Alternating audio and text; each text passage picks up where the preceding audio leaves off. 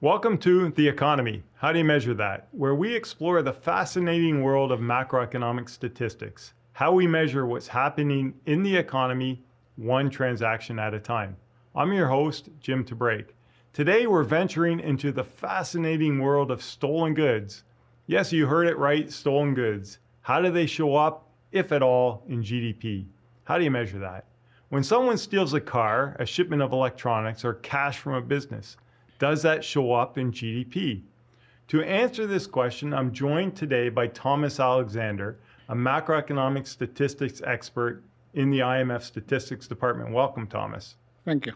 Okay, so let's start with the basic question. When somebody steals something, how do you record that in the national accounts? So I guess your question is theft economic activity, and is it recorded in GDP? That's exactly my question, so don't keep us in suspense. Is theft economic activity? Can we see an uptick in the economy from increased theft? The short answer is no. Theft is not economic activity, and it does not affect GDP. Theft is simply a transfer of goods from one individual or company to another. So it does not affect GDP. Okay, so it doesn't affect GDP. It's not, I guess, what you would call production.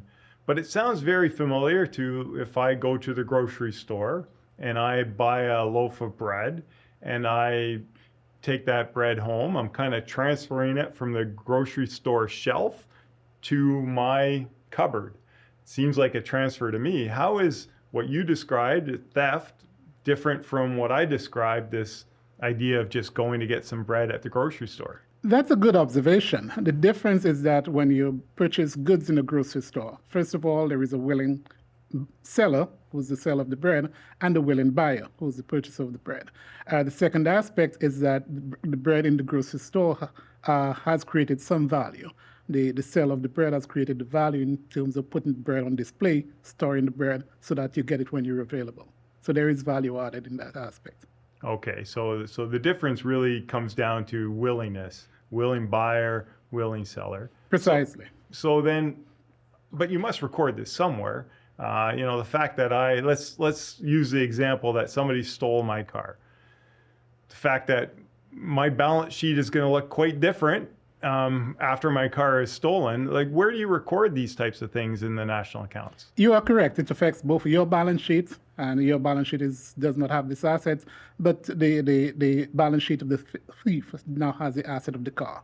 We record this in what we call the other changes in the volume of assets account. Okay, so this is like a balance sheet type of recording. So my balance sheet goes down, the thief's balance sheet goes up. But now, what about if the thief sells my car? Does that show up in GDP? It depends. First of all, if the car is sold as is, that would not be recorded in GDP. However, it does affect the balance sheet, so it's a capital expenditure, would be recorded as changes in capital of the thief and the change in capital of the purchase of the vehicle. However, let us look at a case where the thief actually made improvements to the car before selling the car. For example, putting in a new engine or refurbishing the vehicle. That increase in the value would be recorded in GDP. Okay, so let's put some numbers to this. So let's say that my car was worth about $25,000, but it had this big dent in the bumper from my kids driving it around. Thief takes my car worth $25,000 and they fix the bumper and they sell it for $30,000. What gets recorded in GDP in that case? That added value of 5,000 would be what is recorded in GDP. Perfect. Okay, so let's take the example one step further. I mean, you're an expert in national accounts, but you're also an expert in cross-border transactions. So what if that thief sells that car to somebody outside the country?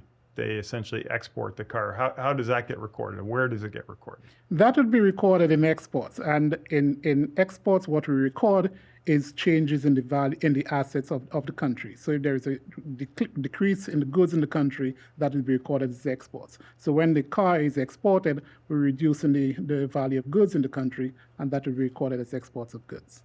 Well, thanks a lot, Thomas, for explaining all of this to us. You explained to us that Stealing things is not a productive activity, and we should certainly tell people that it's not a productive activity. It's a balance sheet activity, but if thieves add value to the goods that they steal, that in fact does get included in GDP, but it's still not a good idea to steal things. No, it's not. Okay, so that's it for this episode of The Economy. How do you measure that? If you found it insightful, don't forget to subscribe and share. And remember, behind every economic transaction, even the illegal ones, there's a statistician like Thomas figuring out how to measure it. See you next time.